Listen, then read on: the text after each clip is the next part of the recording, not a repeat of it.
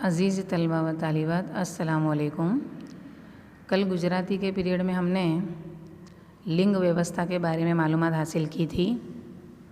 उम्मीद करती हूँ आपको लिंग व्यवस्था समझ में आई होगी। अब एग्ज़ाम में आपको जो शब्द दिए जाएंगे और सूचना होगी कि लिंग ओढ़ो या लिंग बदलो, तो वो हिसाब से आपको एग्ज़ाम में लिखना है। आपको होमवर्क भी मिल चुका है, उम्मीद करती हूँ कि आपने होमवर्क भी कर लिया होगा। तो आज हम आगे बढ़ते हुए व्याकरण विभाग में दूसरा टॉपिक वचन व्यवस्था पढ़ेंगे। वचनना मुख्य बे प्रकार छे, एक वचन अने बहुवचन, जिसे इंग्लिश में एक वचन को कहेंगे सिंगुलर नाउन और बहुवचन को कहेंगे प्लूरल नाउन। जैसे कोई एक चीज़ होती है तो उसे एक वचन कहते हैं, और एक से ज़्यादा चीज़ें का जब उल्लेख होता है तो उसे बहुवचन कहते हैं। एक वचन एटले शुं? तो જ્યારે કોઈ શબ્દ બોલવાથી તે એક જ વ્યક્તિ, પ્રાણી કે વસ્તુ છે એમ સમજાય ત્યારે તે શબ્દ એક વચન કહેવાય।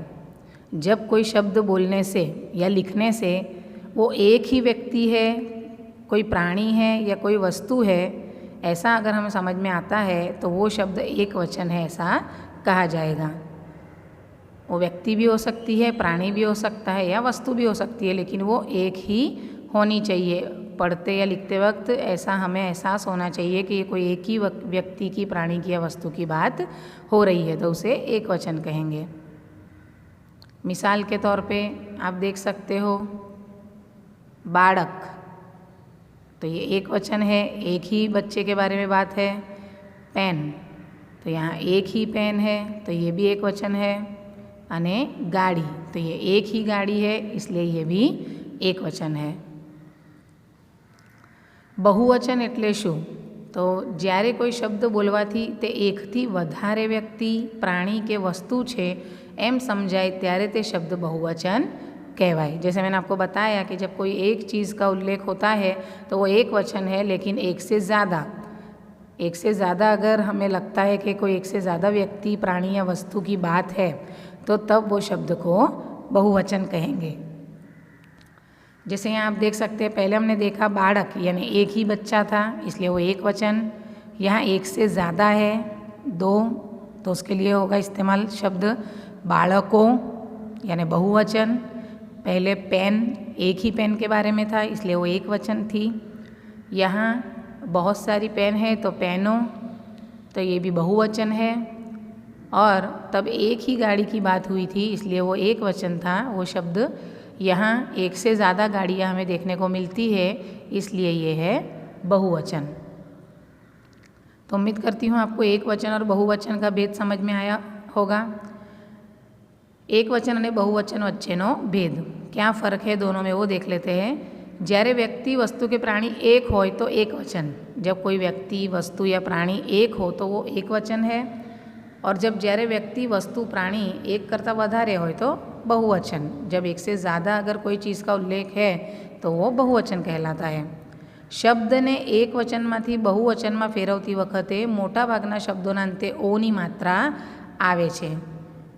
यहाँ जब एक वचन में से हम बहुवचन में तब्दील करते हैं कोई शब्द को, तब ज़्यादातर वो शब्द के अंत में क्या आता है? ओ। जैसे हमने देखा कि बालक तो बालकों, गाड़ी तो गाड़ियों, तो ऐसे ज़्यादातर शब्द के अंत में ओ लगकर एक वचन का बहुवचन होता है।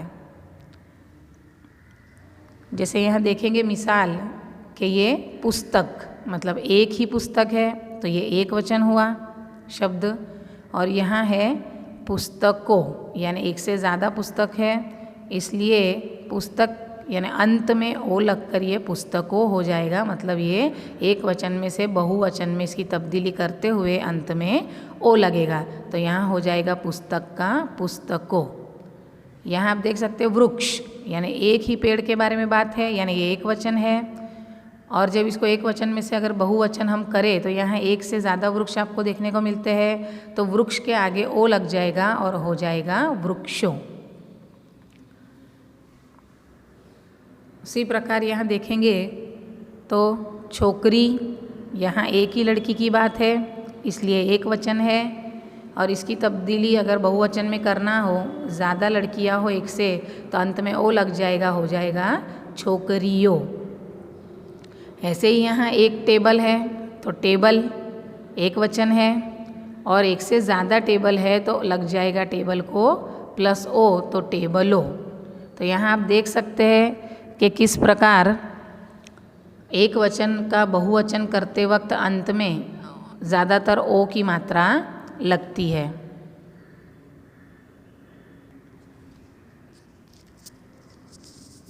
अब हम बहुवचन करवा माटेना नियमों देखेंगे। ये सिर्फ आपको ध्यान रखना है। एक वचन संज्ञाना अंते अ आ हस्वऊ दीर्घऊ के हस्वई दीर्घई आवे तो तेमनु बहुवचन ओ प्रत्यय लगाड़ीने थाय छे। ये कुछ नियम आपको पढ़कर थोड़े ख्याल रखने होंगे। शब्द को देखकर ही अगर आपको ख्याल आ जाएगा कि एक वचन का बहुवचन कैसे करना है, ये बहुत ही ईजी है। तो यहाँ एक वचन संज्ञा यानी कोई भी नाम, चाहे वो व्यक्ति हो, प्राणी हो या कोई वस्तु हो, उसके अंत में एक वचन नाम के अंत में अगर अ आ हस्वऊ दीर्घऊ हस्वई दीर्घई आता है तो उसका बहुवचन करते वक्त ओ प्रत्यय लगाकर होता है। तो यहाँ आप देख सकते हो पर्वत, तो यहाँ अंत में अ आता है, एक वचन में अ आता है इसलिए यहाँ पर्वतों बहुवचन में हो जाएगा।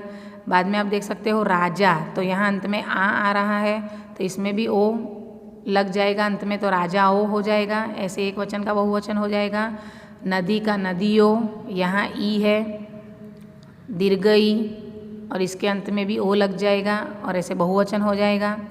वस्तु एक वचन है और इसका बहुवचन करते वक्त भी अंत में ऊ आ रहा है तो उसके बाद ओ लग जाएगा और बहुवचन हो जाएगा वस्तुओं।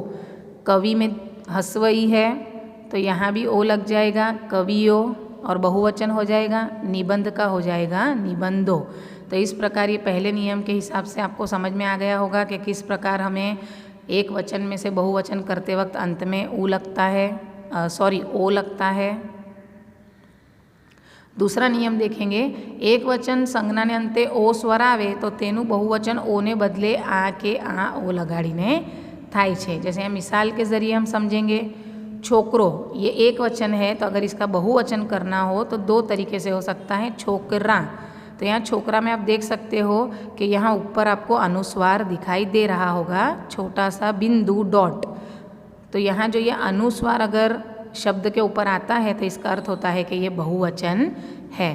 तो छोकरो शब्द जो एक वचन है इसका बहुवचन करना हो तो ये छोकरा, तो ये छोकरा के ऊपर अनुस्वार आएगा, आप देख सकते हो। और दूसरी तरीके से लिखना हो तो छोकराओ ओ भी आ सकता है। ऐसे ही तारो, तो एक तारे की बात है, यहाँ एक वचन, बहुवचन में हो जाएगा तारा, ऊपर अनुस्वार है और उसके बाद है ताराओ। दो तरीके से इसका बहुवचन कर सकते हैं। फिर है यहाँ ओटलो आना चाहिए, ओटलो, ओटला अने ओटलाओ। तो यहाँ ओटला में भी ल के ऊपर अनुस्वार आएगा और दूसरी तरीके से अगर बहुवचन करना हो तो ओटलाओं का ओ आएगा। तीसरा नियम है, जो एक वचन संज्ञा ने अंते ऊ स्वर आवे तो ऊने बदले आ के आनी साथे ओ लगाड़ीने करवामां आवे छे। एक वचन का बहुवचन करना हो और अंत में ऊ आता हो तो ऊ के बदले आ हो जाएगा या आ के साथ ओ लगाकर बहुवचन हो जाएगा। जैसे मिसाल के ज़रिए समझेंगे। छोकरू, तो ये भी एक ही छोकरू के बारे में बात है, एक ही बच्चे के बारे में बात है।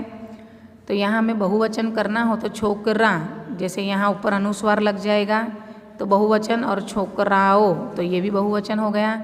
ऐसे ही होगा ससलू तो ससला, ससलाओ, कोड़ियू तो कोड़िया अने कोड़ियाओ।